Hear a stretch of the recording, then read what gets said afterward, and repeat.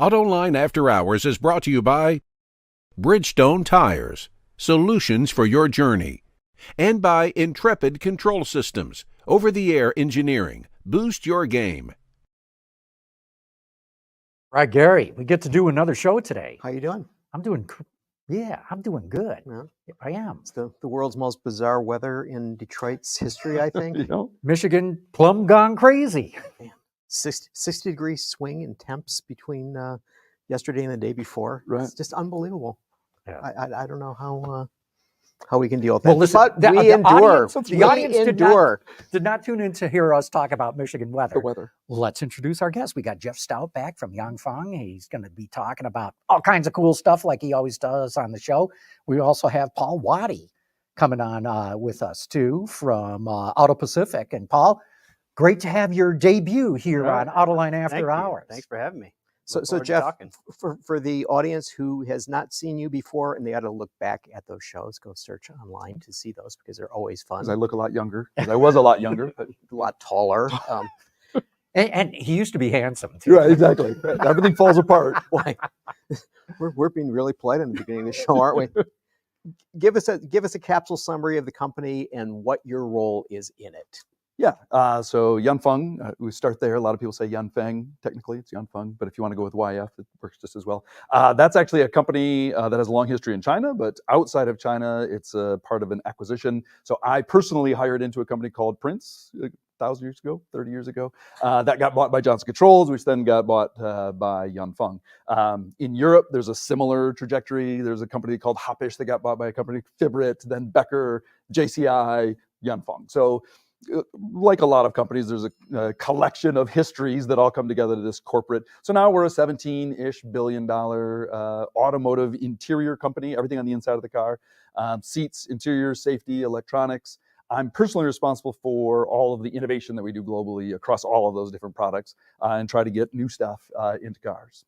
So talking about innovation inside cars, the hot topic right now is coming out with inexpensive EVs. Tesla's talking about a $25,000 EV. Ford's talking about doing radical changes to be able to do that. What are they telling you? What are they asking you? You know, are they coming to you, Jeff, and say, we got to take a ton of cost out of these interiors? Yes. And I think baseline, this is my words, not theirs. So what are they telling you? I wouldn't tell you what they tell me. But I think as a theme, the industry is reacting at this point, I would argue in a healthy way, to the Teslas of the world that over the last 20 years has been, okay, he's going to try to do whatever. And so there's a recognition of, boy, Tesla's doing something that we need to be aware of and we need to kind of address. In addition to that, you've got the Chinese automakers that are emulating Tesla, I would argue, very effectively. And as part of that, this sense of, hey, you got to start over with how you develop, how you manufacture, how you deliver vehicles with an eye towards value to the consumer and cost. And so, yeah, Ford announced, finally, the Skunk Works idea to say, we need to take a whole new look. And frankly, if I was to put words in his mouth, 100% not his words, to be clear, I would say his message to the organization is, here in Dearborn, we've had this established way to develop cars. That's not going to work anymore. And so we need a whole new way of doing that with an eye towards value and cost that we've kind of lost sight of over the course of years because we were able to just incrementally improve year after year the vehicle. But now that we're on this whole new thing that we don't know that much about, we have to get educated in a hurry, and we've got to be able to model after that. VW with the Scout, Scott Keogh's made plenty of announcements where we're not going to do this the Wolfsburg way, the VW, like we're going to take our own path to develop a vehicle for this market. It's the same message. We've got to do it in a completely different way, which 10 years ago, if you had said, hey, VW is going to want to like not follow their own rules, I would have laughed at you. VW is a very German rule-based, they've got standards and you follow them. It doesn't matter if you're Porsche or VW or Audi. To have a VW person say, well, no, set the rules aside. I'm sorry, what company do you work for? And so that's what we're hearing from automakers is this sense of we need to change and we want you to help us do things differently. Now, the fascinating question that'll come out of that I'm looking for is, and we've talked about this just about every time I'm on the show, disruptive change is hard. So if you are Ford or VW or Toyota or whoever, to say, we're going to take a new look at this and we're going to do it completely differently. Very easy to say. very, very hard to do. Because when you have that skunk works, Farley's words, doing this thing, and they're told, hey, you are independent of Dearborn, you do the right thing.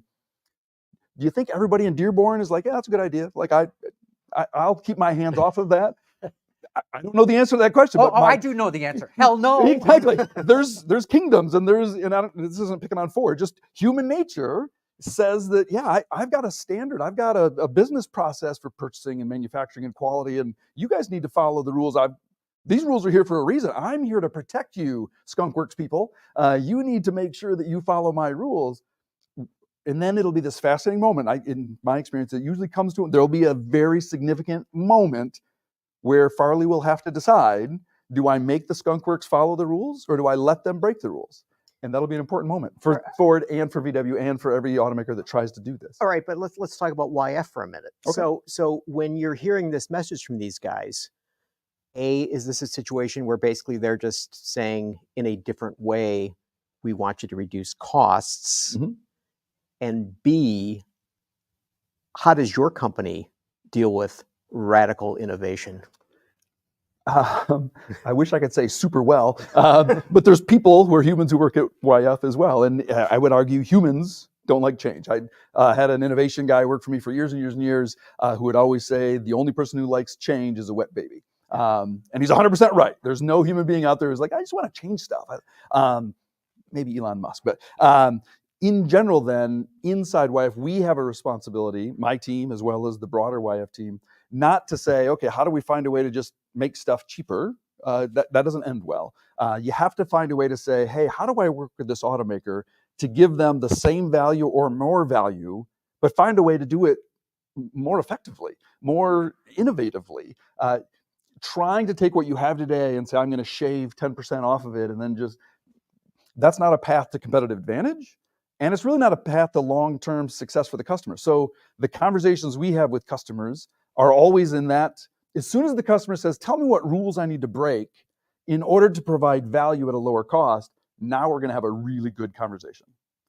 When they come to us and say, hey, just you need to be 20% cheaper, but all the same rules apply, in general, we walk away. Because the only way to get there is to just do it in a way that's not really sustainable. You're cutting corners, you're just making it a worse product by 20% in order to get the 20% reduction. But when there is an opportunity to say, well, if you allow us to do it this way, there's always a better way to do what's being done. Okay, so at CES, you showed me the interior, concept interior for a new vehicle. That was this radical change. I mean, you guys sort of like gutted the front seat interior area, right? You didn't show a back seat area. Correct. There was no instrument panel Correct. whatsoever. I mean, there wasn't a steering wheel. There were pedals that retracted into, was it the floor or the firewall? Into the firewall. Yep. Into the firewall. So take us through your thinking of what you just described of taking a well-established company that has ways of doing it and coming up with this totally new approach to designing an interior.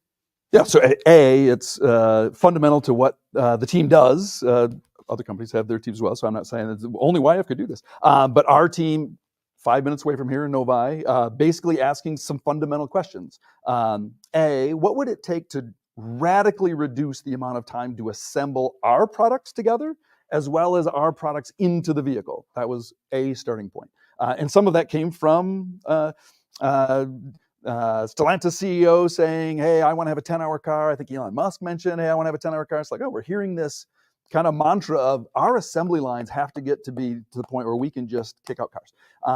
Number two, on the opposite side, from a consumer research standpoint, asking consumers, hey, what would you want in the interior? And you can't ask a blank question, you get blank answers. But as you ask these leading questions of what do you have in vehicles today versus what you would want to have in vehicles, in some of the feedback we got, where it's like, there's a lot of stuff that we do because it's always been done that way, which is the classic barrier to any innovation. So if you take away that restriction and say, well, what would the consumer want? We clinic different ideas, and that iterated into, and this is not a new statement. A lot of people, customers, other competitors, I want more of I want this feel in my car. And so we kind of took that model and said, well, the instrument panel, has a lot of functions that are necessary: heating and cooling, audio, radio, all your IVI, in-vehicle infotainment, safety, steering controls, but all of that stuff is still important. You still have to do all that stuff. We didn't assume a level 5 autonomous. I just want to ride around in a robo-taxi. I still need to be able to do all the things I do today.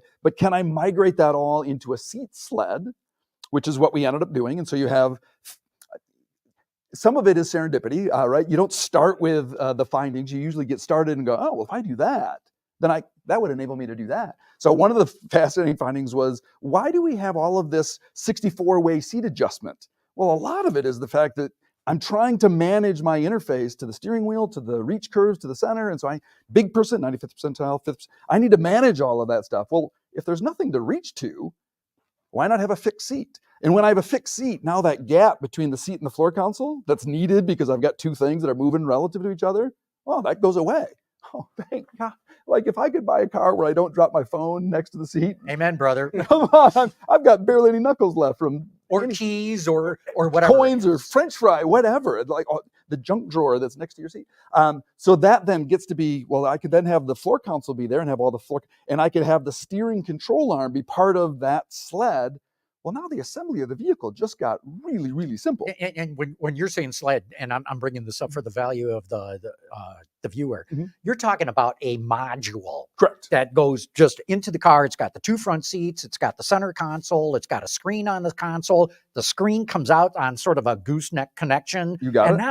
And now the screen is your steering wheel. Correct. And then you can deploy it back. So it's, you can do a level 3 autonomous, so I can be an autonomous, and then I can use that as a digital device to do whatever I want. Or if I'm driving, it's a steering wheel. It's not a wheel. In our case, it was a display, but still. And at the end of the day, we had a lot of customer feedback, a lot of conversations with you, John, in terms of, so what prevents this from happening? Like what's standing in the way? And as we dug more and more into it, and a lot of time and energy went into the engineering, the one I like to give a shout out because it blows my mind. You can imagine if you have a display that's here horizontally, and then it's going along an arc of radius, a radius of curvature, an arc to a new position. Well, that display is going to be in the completely wrong orientation. How do you create a mechanism that forces that display to stay perfectly in landscape mode as it traverses through this arc of curvature? Ancient Chinese secret, if you remember the Calgon commercial, and a patent. So lots of protection on our side. But that type of assessment of how to do that, okay, we figured that out. But then you're left with steer-by-wire.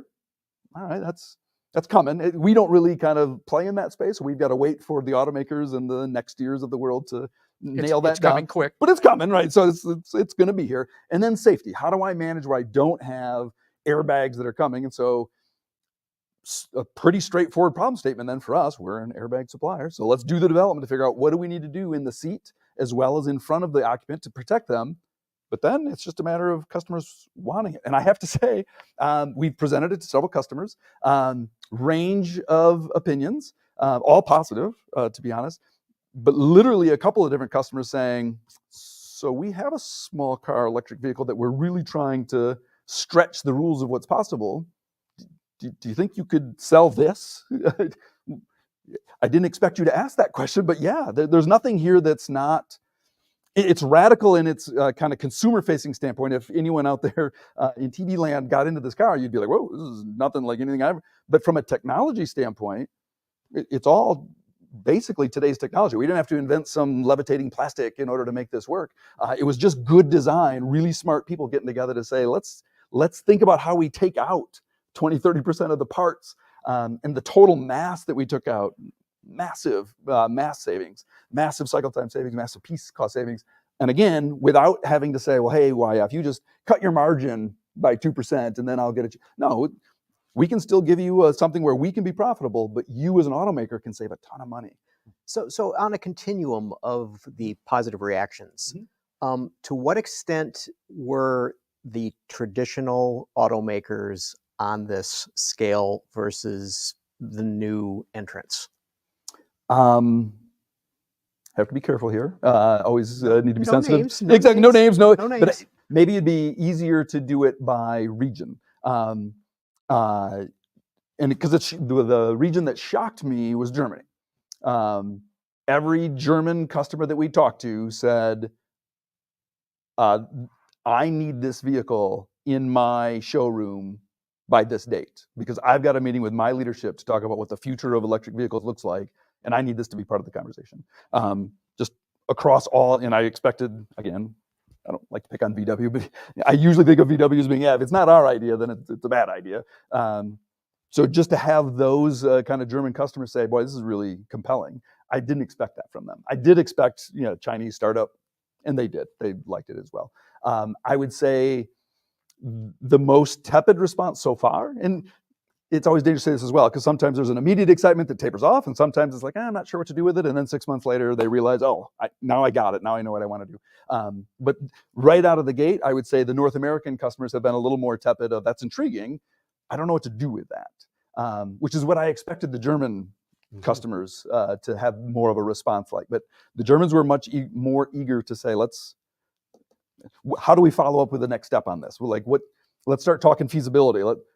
Feasibility, this is an idea. And that's certainly important to kind of, normally when we do auto shows, you have a chance to say, hey, here's the technology YF has to offer. We want you to buy this thing. And it's all just in a car. This was a ground up sense of, here's just a vision of what we think the future could be. What do you think? And to have a customer say, well, I think that could be the future. Let's talk. We were just trying to start a conversation, and we hit the mark better than we thought. I shouldn't say that. The team that worked on it obviously was trying to hit the mark, but normally customers have their own strategies of where they're going. But yeah, the response has been more direct than I expected.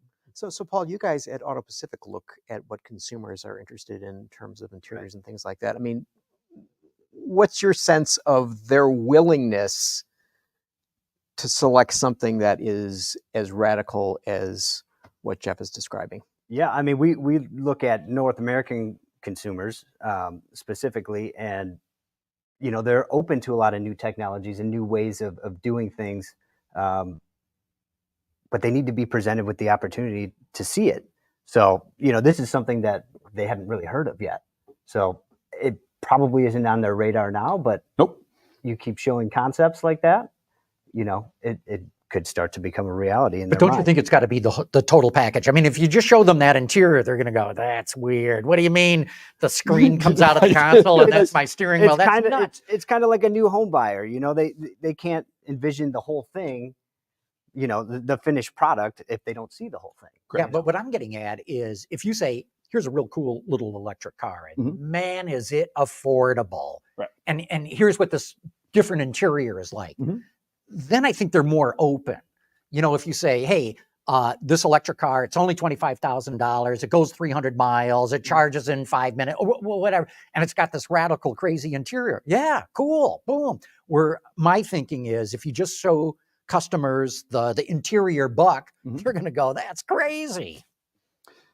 Yeah, and I think I would jump off of that and say, because the question we get asked internally all the time of, we could have made this design, made a really compelling PowerPoint with some, graphics and bring it to an OEM and say, hey, here's our idea. What do you think? And I guarantee you everybody would say, well, that's a cute sketch. It's kind of thought-provoking, but have a nice day. Until you sit in it, because even people I've talked to who haven't sat in it, it's like, yeah, I would never like that. Because when you hold that display on this big, long cantilever arm, it's going to be too squishy. No, it's not. Once you feel it, you're like, man, this is super smooth, and it takes about 4 seconds once you're in the vehicle. Great story. I think I told this to you. We did consumer research on the vehicle after we had finished developing it, but we hadn't shown it yet. And we brought in some families, and there was this 13-year-old girl that got in to the car, and she sits down and she immediately crosses her legs underneath her body. And you're like, that's not how you sit in a car. That's wrong. You're doing it wrong. And that's when you realize, wait a minute, she's not sitting in a car. She's getting into this thing that's going to take her somewhere. And it feels, and we did true confessions. We took an existing vehicle because we wanted to save money. So we went to the junkyard, bought something that had been chopped. So it's a Chevy Traverse, if I'm allowed to admit that. Chopped it up and used that. So all the space, people get in there and like, this is what did you do is 10 times bigger than a normal car. It is a normal car. It traverses. I mean, it's kind of a big car, but it's not ridiculous. But because you took out all of that stuff, you don't realize how much space all of that stuff takes until you get rid of it all, replace it with just a simple, thin profile display, and you have this sense of, wow, I got all kinds of room. It's funny that you say all that because it triggers a memory of an interview I did decades ago with a guy named Luigi Colani.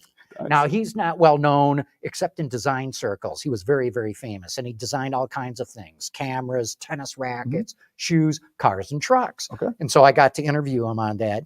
And one of the things he was complaining about was the interior of cars. He said, if nobody had ever seen an automobile in their lives and they saw today's automobiles, they wouldn't understand how to use the interior. Right. And I'm not saying all the buttons. He said they wouldn't even know what are all these seats and belts. And he said, we need to design interiors like a bird's nest. He says, everybody would understand it. They go up and curl up inside. Right. So when you talk about this 13-year-old, sitting cross-legged on the driver's seat, boom, that triggered the thought. She was totally comfortable in that. Right. Exactly. And I don't know if this is a change of topic, but I think the thing that I'm watching right now, you saw it in the news the other day, right? Apple canceled Project Titan car. One of the high hopes I had for that whole development thing that they had going on was that car makers are pretty good at bending metal. We've got a fair number of people that think about how, but we're not institutionally hardwired to develop the software, the hardware, the experience to say, what could this be? Like a consumer product is hardwired to do. That's what the consumer product people do. And what I see happening right now in China, so there's plenty of people who are like, oh, Apple's getting in, then we should probably get in. Xiaomi, essentially the Apple of China, Huawei, another electronics, they're still moving forward. They're not developing for the most part. Xiaomi is a little bit, but Huawei is just partnering with automakers. They don't want to bend metal. It's like, okay, somebody else has already figured out how to do that really, really well. I'm not going to add any value there. But they are getting involved in, how do I have somebody get in this car and feel 100% comfortable with how everything works? Everything's intuitive. None of it's historical. Well, that's the way we do it in automotive. You got to bend, then you do this. It's like, take a fresh look at it. And they're ahead of Apple just in terms of production. I don't know if they're ahead of Apple in terms of the thought process, but they have cars on the road. And everybody, unfortunately, I haven't had a chance to ride them yet. Everybody I've talked to who has ridden in them is like, this is the future. It's part of an ecosystem that you walk up, the car knows who you are, you sit in, all of the UI, UX, user interface, user experience, all of it is so intuitive because they designed and developed the entire experience inside that car. Now, I don't know if they're the right people, but I think that's where this thing is going, whether it's what we showed at EVI, a radical departure, or whether it's a more subtle one. The winners are the ones who are going to create the bird's nest that says, man, this works. Like, I don't know why I was driving that other car before that had 74 buttons that I didn't know what they did. I felt like I was dumb because I couldn't figure out, how do I just do this one thing? To develop something that's seamless with their home, their phone, their tablet, their car, that's just, it's not different. It's just part of that consumer electronic ecosystem. Okay, but to go back to the Apple situation. Okay, when they came out with the iPhone, and suddenly there's no buttons. There's this flat screen, right? And so there was pushback. I mean, people did not immediately accept that. But I mean, Jobs' point of view was, this is how it is. It's going to be awesome. This is what you need. You don't know you need this, but you need this. And it turned out he was right. To what extent, A, do you think that there's that kind of thinking in the auto industry? And B, to what extent are executives willing to make the sort of risks that he made? Correct. And I think that's 100% the question that the industry is asking itself right now. I've been in business 30 years, you guys maybe a couple more. Of those 30 years, 25 at least, maybe even 27 of them have been automakers saying, how do I, what Toyota made famous, how do I make my next car 5% better than my last one? In fact, every year I want to be a little, like everything's about incremental improvement, more stable, better precision, ball bearing, right? How do I just get a little better? In the last couple of years, I think that facade is gone. And every automaker is saying, how do I radically transform my business to compete with what future mobility is? I'm not even sure what future mobility is. What is it? But the assumptions of it's got to be this way. I think every automaker around the world has said, I have to rethink that. I have to drop my assumptions. Even the most conservative, the Toyotas of the world, am I in electric? Am I not? I think they are asking, what do I need to be in order to be relevant in this space? And I don't have the answer, but the risk tolerance that automakers have today is 1,000% higher than it was for the first 25 years of my career.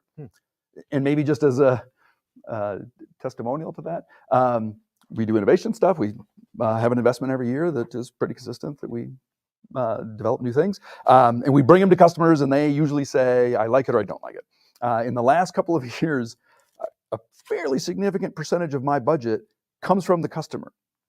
They call me and say, can I give you some money so that you'll develop this solution for me? Either my idea. Did you ever do that before? I've never heard of a car company doing that. Never, ever, ever, ever, ever. Whereas now, for the most part, we don't do development unless a customer is willing to say, I'm willing to pay for it. Wow, Jeff, this is a radical change. okay. When did this start, would you say? 4 years ago. How many? 4 years ago. 4 years ago. 4. Wow. Is there a specific deliverable that they want, or do they basically just say, think about stuff and bring us what you came up with? No, it's never that generic. It's we've got an idea. It's one of two paths. We've got an idea, and we need a supplier who's willing to work with us to get it to be feasible, because we're not going to make it. You're going to make it for us, and I don't want to give you this thing that we developed and then have you say, I don't know what that thing is. I can't make it for you. So I need to bring you along so that you are aware of the feasibility and are smart enough to be able to quote it and manufacture it. Or you showed us this thing that's half-baked, EVI, let's take that as an example. There could be a time this year when a customer says, hey, how much do I have to pay you for us to jointly develop this so that it fits this vehicle architecture? Because I want to have an RFQ package a year from now for a new vehicle that's going to have that type of interior. Please spend a year working with me to make your idea feasible in my environment.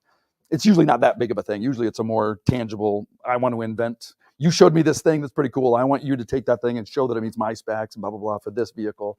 But again, there's always an expectation of, you're going to deliver me a technology that's feasible, more feasible, that I can then apply into my vehicle. And I'm willing to pay for that. And this is legacy automakers that are coming and saying and doing this. I'm blown away literally by that statement, because they never did that in the past. Correct. And we in the industry have always said, if the automakers would only work with their suppliers way upstream, they could get way lower cost, higher quality, faster to market, all those things. And it sounds like it's happening now, at least with you guys. Yes, although the conversation about the skunk works versus the mothership, Right. that applies to this conversation as well. I'm not going to name the automaker. 23 years ago, there was an automaker who shall remain nameless in Europe who was making a car, and it was an abysmal failure. The press, you guys were just panning it because it was the worst car ever. So that automaker came to us and said, hey, we screwed this up. You guys seem to have a lot of capability. We're going to give you this bag of money. Here's $10,000 per car. This is John's Controls at the time. Sell us the seats, the interior. You guys do it all. The design, the clay, the everything. We'll just be here as an advisor. We did that. 3 years later, vehicles on production. Media's like, what happened? Like, this went from the worst car to the best car in one cycle. That never happens. Holy cow. So we went to that automaker and we're like, man, that was fantastic. We have capability to do this. We're making money. Normally, you guys are doing this, and we're not making money. We're making money. You're making money. The press loves your car. You're selling the car. Everybody won. This is the future of automotive. This is going to be amazing. And that automaker, I never forget the meeting, said, yeah, we're never doing that again. Well, everybody win? Remember when we were talking about everybody winning? Like, that was good, right? And they were, bless their heart, they were very honest, where they said, this model removes control from us to be able to decide where things should go. And we can't be an automaker who doesn't have control over the future development of our vehicles. So control was more important than success. So, yeah, but control is important if you're protecting your brand. If you want to have in-house capabilities of being able to deal with suppliers and be able to talk competently with them and not have, I'm sorry, God bless you, Jeff, but not have the supplier come and screw you because you don't know what you're talking about. And that's 100% what the conversation was. Another story, and we have to change people. I've been talking too much. One last story we did, John's Controls was working with a company called V-Vehicle. I don't know if that resonates with you guys at all. There was a guy, Oracle made a bunch of money, was sailing around the Caribbean, decided this is boring. I want to do something. I'm going to start a car company. Frank Verasano was his name, guy from San Diego. So his model was to say, I'm going to do the opposite of what that automaker had done. The supply base has all the capability. I'm going to start a car company where I have 100 people. Max, I'm going to cap us at 100 people. And I'm going to have a leader of engineering, and I'm going to have a leader of manufacturing, and a leader of marketing, and small design team, here's my entire team, and the other 3,000 people, 10,000 people that are needed to design and engineer this thing, I'm going to buy. So they did, and we worked on it for 2 years, right before 2009. 2009 hits, venture capital, and they had really big name venture capital that I won't name, lined up to give them money, who then backed out. Then we go to the government backs out. And so they're like, oh, we got this great idea, but we need $500 million to tool this up, and we don't have $500 million. They were going to distribute through a store. So you go to the store, buy your cereal, and I'll take one of those cars. It was a $10,000 car, fully, again, supplier's profitable, customer profitable, selling at a $10,000 price, everybody wins. That was a great model, frankly. We developed the car. We got to the point where the vehicle was built. The Magna Cosma, hopefully they don't mind. They built the exterior and the frame, and we did the entire interior. All of it was built here in Michigan. It was a drivable, safety certified vehicle. We just didn't tool it up for production. Well, if you can do that, that's a very low cost model. Once again, it's that, and I wish it had gone to market, because I would love to have known, does it work? The market is a great decision maker, right? Like, it doesn't matter whether you think it should work. Does the market, will it bear that type of a model? And we never found out. So that just kind of died. But someone's going to figure out a way to tap into supplier knowledge as well as competency of the OEM brand to deliver a profitable ecosystem for the supplier and the customer to deliver a low-cost solution to the market. But isn't every OEM looking to vertically integrate because that's what Elon did? No. Okay, I'm going to stop you right there, because this is a great launching point for. That's a long conversation. No. Well, and we've got the time to go into it. But first, a shout out to our sponsors. Here. How do Bridgestone tires stop shorter on wet roads? It's their HydroTrack technology. But you don't have to know how the science works, just where the brake is. What really matters is their Bridgestone. We want to know what drives your testing. OTA, connected car, diagnostics, remote testing. Intrepid Control Systems is here to help you work from anywhere. Intrepid Control Systems, driven by your data. All right, we're back talking all kinds of things with Jeff Stout from Yanfeng, also with Paul Waatti from AutoPacific. But we left off with this question. Is it better to vertically integrate, bring everything in-house as a way to boost profitability, or is it better to outsource everything and really slash cost? The question is not so much better. The question is whether they are doing this it or because they think this is the way to do it, because Musk does it that way. But I think you have to define your terms a little bit, and that's Musk, my understanding, he's vertically integrated the stuff he really cares about. The bigger stuff. I don't think he's vertically integrated everything. So look, Tesla's not going to make glass. Tesla's not going to make tires. And there's a number of other things, foundation brakes and things like that. But they do all their seats in-house, right?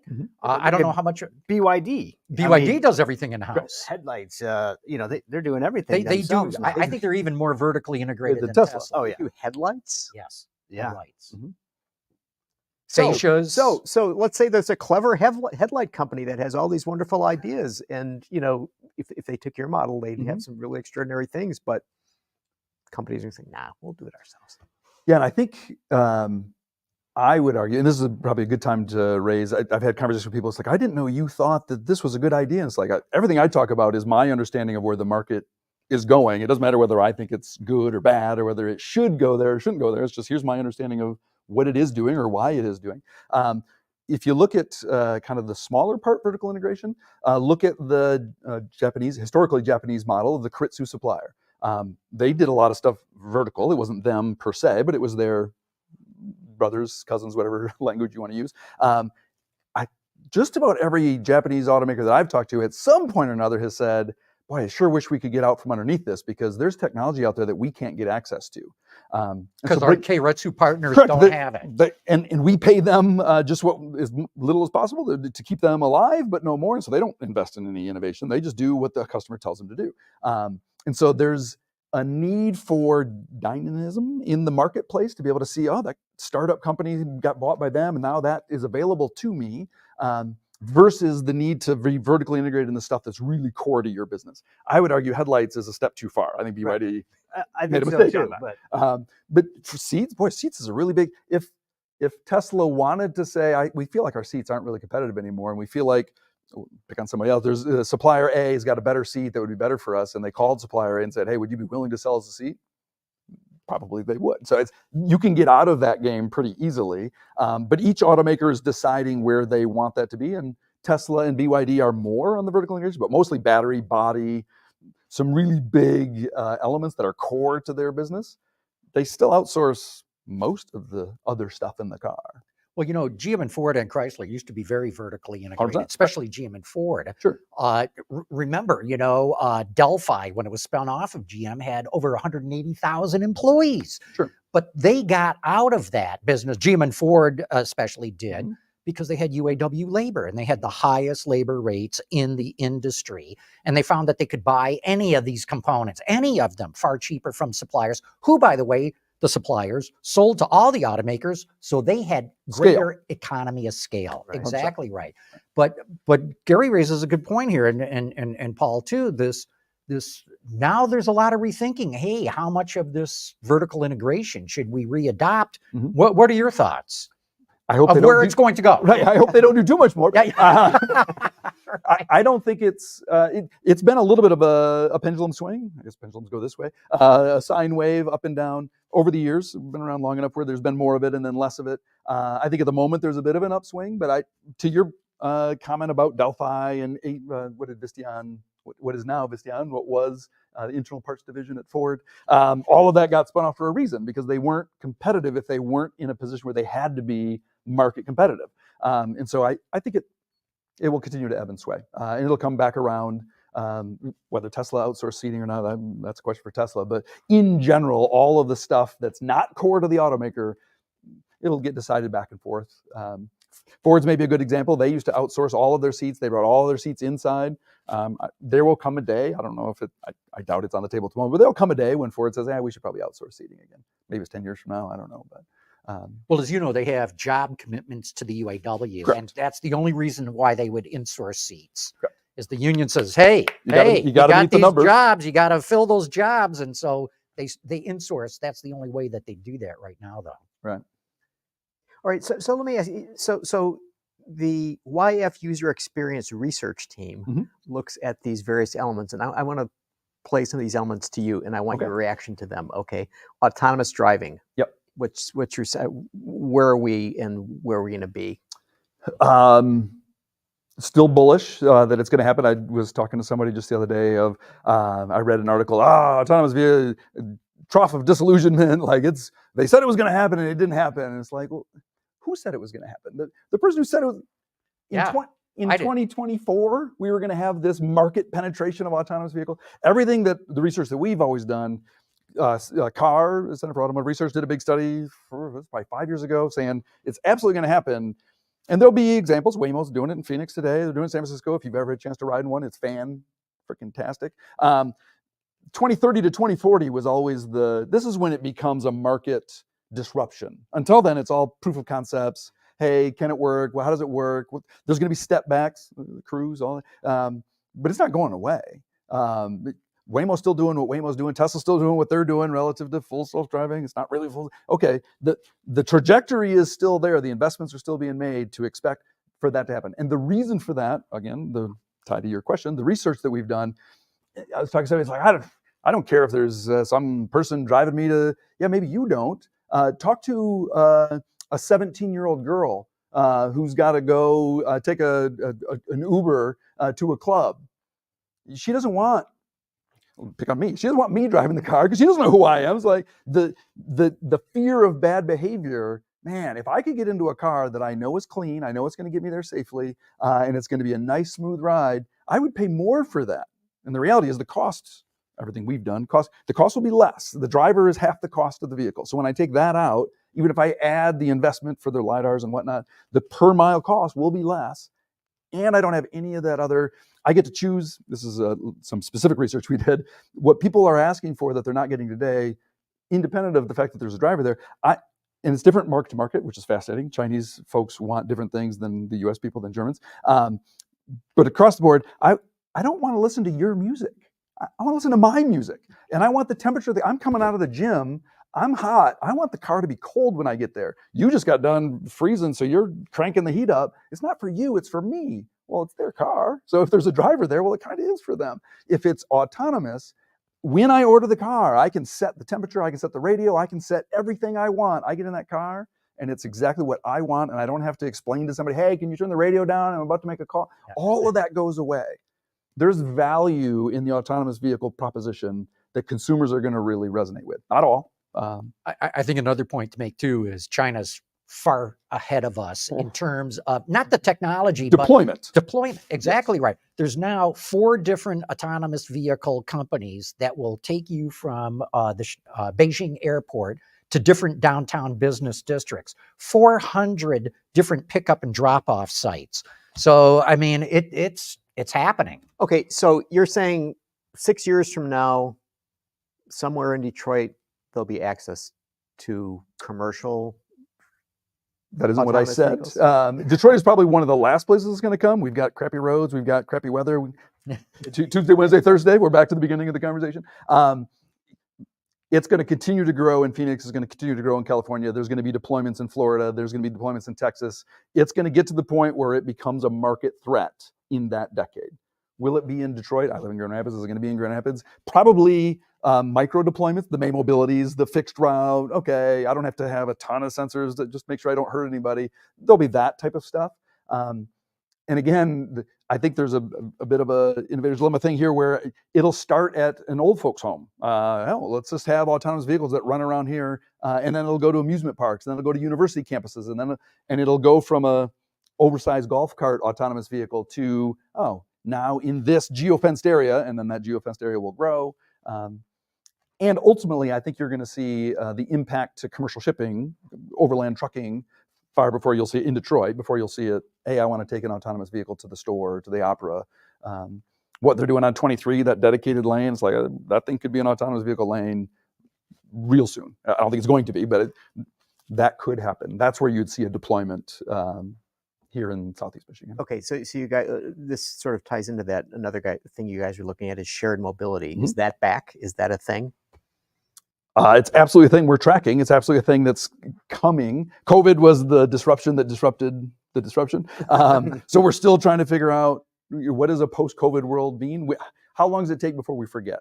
And that depends on who you are, right? Different people's positions, politics, health status. Yeah. I got to say, we're sitting in a room talking to each other. This is fantastic. For people like me, this is fantastic. There's other people who'd be like, man, I wouldn't sit in that room with those guys if my life depended on it, because my life might depend on it. There'll be a phased kind of moving away from the fear of shared mobility. And as that becomes less of more of a rearview mirror thing, shared mobility is going to continue to grow. Now, how it grows and what it looks like, micro mobility, the scooters versus the bikes, the shared car, the zip car model, and other things like that. I'm not smart enough to know kind of who wins and who loses. I don't know which stocks to pick, but the notion of shared mobility has value that's going to continue to grow. It's not going to go away. Connectivity. Yes. So I think that's where I would tie back to what's going on in China with Huawei and Xiaomi. I mean, that's 100% a connectivity story. And honestly, I think it would be a fascinating, to me, this is, again, not a question of good or bad, but a question of, do you think it's going to happen or not? Maybe start with a funny story. I lived in China from 2010 to 2013. At that time, Gangnam Style came out, the ridiculous song, right? I was actually watching TV and the music video came out. I'm like, in China, they have weird music videos. Like, who? And then you realize, no, it was a guy from Korea. So I was talking to colleagues in China at the time, and they were mad. They were so mad. I'm like, crazy, like literally crazy. I think this guy's literally crazy, makes a ridiculous song, and why are you mad? We're mad because we have 1.3 billion people in this country, and we can't make a single, few expletives, friggin' thing that the rest of the world wants to buy from us. It's like, whoa, I hadn't really thought of that. What about Lenovo laptops? Yeah, IBM, we bought it from them. We're just making their laptop. Haier, washer dryer, yeah, Korean. We just bought that. There is no such thing as a Chinese brand that the globe wants. Now, fast forward 10 years, TikTok. The world kind of I'm an old guy. I have no idea why people want TikTok. Maybe you'll have to explain to me later. But at the end of the day, when there's legislation saying, hey, we should really get rid of TikTok because they're bad, and what does the American consumer do? they lose their mind and they Yeah. say, you can't take my TikTok. That's better than anything else in the marketplace. Again, I don't know if that's true or not, but that's what the consumer is saying. So now fast forward in automotive, what happens when there's a vehicle that I talked about before that has seamless connectivity? It's connected V2V, V2X, vehicle to vehicle, vehicle to infrastructure, vehicle to whatever, and it's totally seamless for me. And the American consumer finds out there's a better car in the world that you can't drive. I think they lose their minds. I think they say, well, I kind of want that car. A $20,000 electric car that I just walk up and it seamlessly integrates with all of my electronics, like, give it to me. And so, and I don't know from politics standpoint of whether that's allowed, whether we have tariffs, we prevent that. I can't say what will happen, but it has never happened to date that anybody in the history of America has said, I sure wish I could buy that car over there because it's better than anything I can buy here. Maybe if you love German cars, but okay, well then buy a German car. You like the Japanese cars, you buy. The Chinese car is the only one where you could say, man, that one's really amazing, but I don't have access to that in my market. We're America. We have access to everything in the world. All the good stuff today, but what if there's something better that we don't have access to? That's a fascinating question that I'm keeping an eye on to see what that looks like. Jeff, when you talk about connectivity, and that's what everyone says, that's the big thing in China. They don't care so much about the NVH. They don't care about, how many G's it can corner at because they're sitting in traffic. They're sitting in rivers of steel that are just moving very slowly. So when people talk about all this connectivity, and you touched on it a little bit of, the car interfacing with go into more detail. What does that mean? What does it mean for the Chinese consumer where they go, I love this car and that one sucks? And I think that's a little bit of a Tesla effect as well, right? Where there's plenty of people you interact with, I interact with, it's like, we did the tear down and their gaps are terrible. Like nobody should buy this car. It's like, well, it turns out people didn't care about the gap. They cared. Another fascinating anecdote from my standpoint. I don't know if you guys saw it. This was probably a month or two ago during some of the UAW stuff, blah, blah, blah. Tesla, good, bad. Well, they're non-union. Okay. And they interviewed AOC saying, hey, you got to be a fan of General Motors. You're standing with the people. Yeah, of course. It's like, yeah, but you drive a Tesla. And her answer, and again, whether you like AOC or don't like AOC, it doesn't matter to me. Her answer was spectacular. It was like, well, Tesla's the only vehicle that does what I want it to do. And it's like, she didn't buy the Tesla because she likes Elon Musk or because she likes the gaps, or because she likes the range and the superchargers and the user interface and the over-the-air updates, blah, blah. And so, okay, I only tell that story to transplant that to China. China's filled with a bunch of AOCs going, I don't care. Like, it doesn't matter to me what brand it is. There's very little brand loyalty in China, which I would argue is from a market standpoint is good. Brand mobility is good for the market.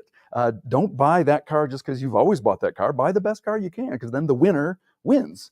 And you'll have more of that and less of the stuff that's bad. So what's the hot button with Chinese consumers? So I would say this topic of the interplay between my social electronics, if you will, my social media, relative to my interface to the car, that all of that happens with full transparency. That I can go back and forth between these, basically Android Auto, Apple CarPlay on massive steroids. So rather than just, well, my phone is now projected on my car, my phone is now actually part of the whole ecosystem of the car. And what's coming then, from my perspective, no automakers launching this to the best of my knowledge. If they are, I apologize. Then it would just be a guess. But it's coming that we've been arguing in the auto space forever about what's the right UI UX in terms of just pure controls. Go back 30, 40 years ago, it was switches and knobs. That's 100% of what you do. Singled in, doubled in, it's all standardized. Everybody does it the exact same way. And then we got to, well, let's go to something, I think it was GM that called it black tie, an IVI, an in-vehicle infotainment, kind of integrated screen, different shapes. Ford got to a really, the Focus, Taurus, I'm sorry, had the oval everywhere, and they had the oval screen. And then it moved to smart switches. Then there's voice, and now we're starting to have this multimodality. People throw that term out all the time. I could do voice, I could do gesture, I could do gaze, but it feels like we're getting to a point where, again, go back to cost. What do I really need? If I had a voice control for most functions, and then an app on my phone that seamlessly links with the car that can do whatever else that doesn't seem like my voice is doing correctly, roll the window down, some reason my window's not going out, so I've got redundant controls for everything in the car on my phone. What more do I need? Turns out the answer is not really much of anything. I would argue being in the switch business is a dangerous business right now. Kind of like being in the fuel filter business. Like, boy, you might not be needed in the future. There's going to be less and less physical buttons and knobs until we get to a balance. And we're not going to get to the point where everything is voice, because then people feel like, well, there's some things I just want a hot button to. So you're still going to have kind of that bank of here's the 6 big ones. But other than that, it's going to be voice, a little bit of gesture, phone, super simplified. So Jeff, it sounds to me what you're talking about, and to go back to the Apple car example, okay, so those of us here, well, excepting you probably, would think about the Apple car as being an object unto itself, meaning, okay, here's this Apple car, it's going to compete with a Tesla, it's going to compete with a Lucid, it's going to be, but we're looking at their cars. It sounds to me what you're describing is that if Apple were to have done this, it would be not about the car, but about everything that surrounds the car and includes the car. Correct. And that this is what you're seeing developing in China. So it isn't basically somebody's making a decision on, gee, I really like that particular car versus, hey, that particular car is part of all this other stuff. It's like an experience powered by Apple. Exactly. And Apple, I don't think they wanted to be an automaker in the traditional sense, like actually building vehicles. I think they wanted to build a platform that they could monetize literally everything that people do. You know, so you're on a journey, you say, oh, I need a coffee. Oh, be happy to provide that. It takes you off your autonomous route, takes you to the next Starbucks, autonomously orders your coffee. Starbucks pays Apple a commission on that, and then it goes off on its way. And so every, factor of your life could be driven by an Apple experience. Right. And I 100% agree with you. And I think where they got sideways, based on what I read when they said we're canceling the program, some of the things that they really stumbled on was the autonomous technology. Well, nobody wants to buy Apple autonomy. I don't care where you got your autonomous module from. Just buy that from whoever. I care about the user experience. Right. I think where Apple got sideways, and again, this is just reading news. I didn't have a conversation with Tim Cook last week. He's like, I can't believe Jeff told me. Tim wouldn't recognize me if he saw me in the lineup. But that sense of they got distracted by we need to solve all of the problems, when it's like, no, solve the problems that Apple would be kind of famous for bringing the solution to. Maybe one anecdote on that one. I wasn't part of this conversation either. This is 15 years ago. I don't know if people know this story or not, but our team then was looking at, again, we are always a little ahead of our time, sometimes too. We were looking at IVI, in-vehicle infotainment, coming off of the GM, moving away from the DINs to the black tie. And we said, hey, we should really talk to some cell phone technology providers. So we went to different companies. And one of the companies we went to, I didn't get to go on this trip, was Apple. And said, hey, you guys are, talking about a phone, like, what's that all about? And they were pretty honest back then. I don't know if they still would be today, where they said, yeah, we took this to Verizon. And Verizon basically told us absolutely not over their dead body would they ever do this. And they said, well, why? And Verizon explained it to them. And this is a totally, if this isn't true, there's no way to prove it. So I wasn't there, you weren't there, so we'll just make it potentially a true story. Verizon told them, we control this market. Like, the phone makers, if you remember back, this is hard for people who are a little bit younger, 15 years ago, the people who made the phone, the Nokias, the Blackberries, like they were just metal benders. The people who were in power were the Verizons, and I don't remember who else was there, Singulars and blah, blah, blah. And so Apple went to all these different companies to try to find somebody who would be willing to carry their phone. And they couldn't find anybody. They all said no, except for one. They went to AT&T and said, hey, would you guys be willing to be, and AT&T was a crappy cell phone carrier back then. And AT&T basically literally said, we're going out of business. Like we're bankrupt. Why not? We've got nothing to lose. We got nothing to lose. Apple, it's all you. We'll be your service provider. Let us know when you're done. Apple did. AT&T made a bazillion dollars until Verizon came crawling back and said, maybe we'd be willing to let you use our service. So I only tell that story to fast forward then to say, even what Apple has today was a function of them realizing, okay, they didn't get into cellular service. They didn't realize that wasn't the game. The game was to come up with a device that was amazing. So fast forward in the automotive space, I don't think they learned that lesson to say, hey, let somebody else bend the metal, make the tires, do the LiDARs. We're going to come up with a design that is so freaking amazing inside the car, and we're going to brand it as a whatever company who made the car, don't care, with Apple inside. This is an Apple experience. Nobody would remember the who made the car. They would only remember this is an Apple experience vehicle. I'm going to get myself one of those. And they didn't go in that direction. Unless it was a shitty car. Getting back to that earlier point about vertical integration, could it have been that Apple was looking to be too vertically integrated, that it priced itself out of the market by saying, well, we can't have any margins in this now because we want to do everything ourselves? I think, so, again, the autonomous one is the one that I keep hanging on, because that was one that Tim Cook specifically said, yeah, autonomous is hard. We just spent a lot of money trying to figure that out. And then, well, why'd you spend any money figuring that like that? There's people who have pumped tens of billions of dollars into that. Just buy that. And maybe it's not available in the market. Maybe the Googles and the Teslas and everybody else, all the LiDAR systems, somebody out there would have sold it to you. But Paul, what are you thinking? That maybe Apple should go back at this and figure out how to take Apple CarPlay and just expand it? I mean, we had always envisioned that was their true end goal to this. And it could be a vehicle platform, a suite of different technologies that's what they're good at, the technology game that they could offer as a platform to other automakers to build and run that car off of Apple services. I don't know. Maybe we haven't heard the end of that yet.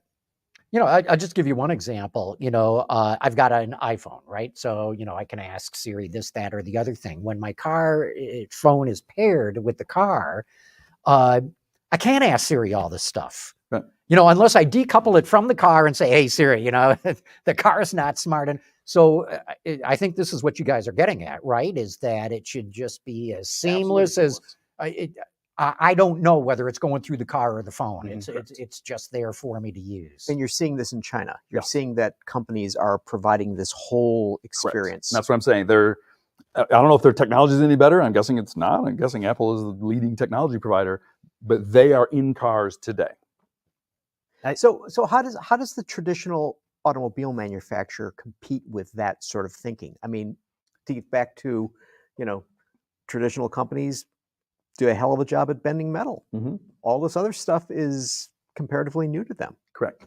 Well, are we kind of seeing a light version of that right now with like the Google-based infotainment systems where you log in and all of your contacts, everything is loaded into your map history is loaded into the system. So all the kind of the starting point. I think all of these stories link. Go back to my European story. General Motors, will pick on them for the moment. They said, "Hey, let's get involved." Wait a minute, we just lost control. I can't give control of my electrical architecture to an Apple or a Google. I got to bring that back. And so, can automakers do that? I think they can. Will they do that? I think the fear of the loss of value add, which is real, like there's who's going to monetize the data? I want it to be me. Yeah, but you don't have the mindset or the model today to do this. You have to transform your company into something that you aren't currently in order to leverage the ability to create a smart and Apple-like interior. It's possible. They could leverage, if they called Apple and say, you're getting out of the car business, but would you be willing to do my user experience? I'm guessing an automaker could convince Apple to do an Apple inside vehicle, but they're protecting their turf right now. They're saying, I don't want those people. But here's the issue. If you talk to different people in these car companies, you're probably going to get different answers. Sure, so what this is coming down to is, what is core? What do I as an automaker absolutely have to control? Right. And so they'll say, do you got to make the body? Oh, yeah, we got to make the body. Well, do you have to mold the front and rear fascia? Well, we don't have to do that. Right. Well, but the powertrain, powertrain, engine's the heart of the thing. What about the transmission? Well, that depends, So it's this whole make-buy thing is, and it's constantly evolving as we've been talking about here. But I think the whole thing comes down to what is absolutely core. What do I as an automaker have to keep control on? And it's maybe not as much control as they think they need. Yeah, here's the thing. I think the styling, absolutely right. The design of the vehicle, brand, absolutely right. and the interface with the customer, which most legacy automakers don't do. The dealer's the face of the, the interface. So they've already lost that one. The legacies have. But I would say, design, brand, and customer interface to whatever extent that you can get it to be, and everything else can be outsourced. I'm glad I don't have to make those decisions because I'm not smart enough. I'm glad there's smarter people than me having to decide that stuff. Yeah, but I think complicated. The biggest question there, though, is the software and the future of that as we move towards Oh, so I'm glad software-defined vehicles. vehicles. That's when I said the design. Yeah. Software-defined vehicle. Sure. So I mean, by definition, the automaker wants to control that. Yeah. But that relegates suppliers to just being build the spec, brother, and ship it. Correct. Which is a conversation that the industry is having as a supply base of how. Go back to the V vehicle model where they say, hey, we're not going to do anything, you do everything. Okay, that works. Or a customer saying, hey, we're going to do everything, you do nothing. That works, but you can't do both. Like, do we need capacity or not? Because my cost basis is a function of how much overhead I have to carry. And if you're not willing to, if you don't need me to carry that overhead, I can't carry it. So the companies out there, YF being one of them, but there's bigger ones than us, that have thousands and thousands of software engineers. If the automakers are saying, hey, we're going to bring that in-house, well, then you can't sustain thousands and thousands of software engineers who you can't sell their services. So there's very real world implications to this in-house, out-house in terms of the hardware, the firmware, the software. I'm hoping that we get to some kind of stability on that question that can allow us to make investments in people and technology that have a payoff, a runway to be able to say, okay, it's going to be like this for at least a few years. But right now, the future's pretty murky. The automakers themselves are saying, I'm not sure and not that they're not smart, just they're trying to read kind of the future, and it's not a clear path like it's been, like we said, for the majority of my career. This seems to get back to the beginning, the whole discussion of skunk works versus mothership. Yep. And you suggested just now that it's pretty hard to keep these two ideas in mind and to run a business being able to do that. And so this gets back to the point of, okay, if you have these startup companies, they've got nothing installed. They got nothing, they basically got nothing to lose. Money, but other than that, there's no installed base. Correct. The existing companies who have to change the mindset to be able to have what you're talking about in terms of an entire infrastructure around it. The ability to make vehicles that are low cost, yet they're able to make money on them. I mean, it's just like, how do they keep these two ideas in their mind at the same time and execute? Not easy. I think the reality is that a company that's run really well by somebody who's got really good grades from a really good school where they got their MBA isn't going to make that switch. Because at the end of the day, you have to have decision making that's not purely immediate financial return. And there's been some famous people out there that have derided finance people. I have friends that are finance people. They're good people, but I think we need fewer of them. If I'm allowed to say that. We were talking before the show about Saturn. Sorry, a little inside conversation. I think this is a fascinating what if. Let's just play a what if. General Motors starts Saturn, whatever year that was, Spring Hill. They create a brand. Brand creation is hard. They do it. They get cars. People love it. They've created this energy. They were selling 400,000 or 500,000 of those things at its peak between the SC, SL, and the View, or they didn't sell very many of those. And then they decided, an accountant, I guarantee you it was an accountant, who said, I have an engineering team for Saturn, and I have an engineering team for the Cavalier. Well, that doesn't make any sense. I should just have one engineering team. Hey, Cavalier people, just do the Saturn at the same time. And then the Saturn became like the Cavalier and everybody hated it. What if, this is the what if GM had said, you know what, Saturn, you're my future. Like, I'm going to fire all my Cavalier people, no offense to the Cavalier people, and I'm going to let you. I owned a Cavalier, so it's hard to be offensive. I did. So. And you can grow to 500,000 to 1 million, and then from 1 million to 2 million. I could imagine a world where today Saturn would be half as big as General Motors is today, because they had momentum, they were lean, they only had the people they need to do what needed to be done. They had none of the bureaucracy, and GM decided to bring it back into the bureaucracy. Well, what if they had decided to go the other way?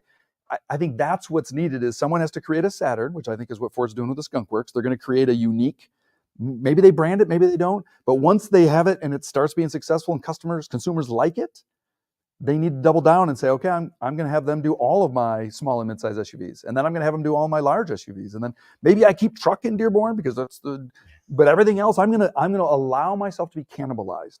That is the question that every automaker CEO, which I don't talk to any of them, maybe I don't know if they watch your show or not, so they have to ask themselves, am I willing to let a division cannibalize the mothership, the majority of my company, to maintain competitiveness going into the future? And if the answer is no,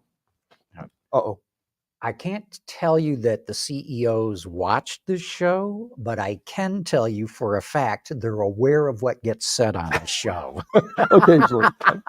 So, hey, and speaking of show, we got to wrap this one up, unfortunately. This has been a fabulous discussion. Jeff, great having you on here.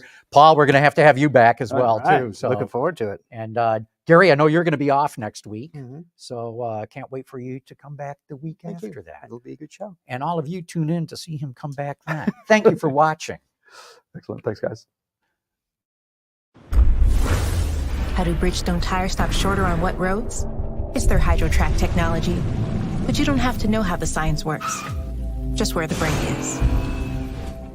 What really matters is their Bridgestone. We want to know what drives your testing. OTA, connected car, diagnostics, remote testing. Intrepid Control Systems is here to help you work from anywhere. Intrepid Control Systems, driven by your data.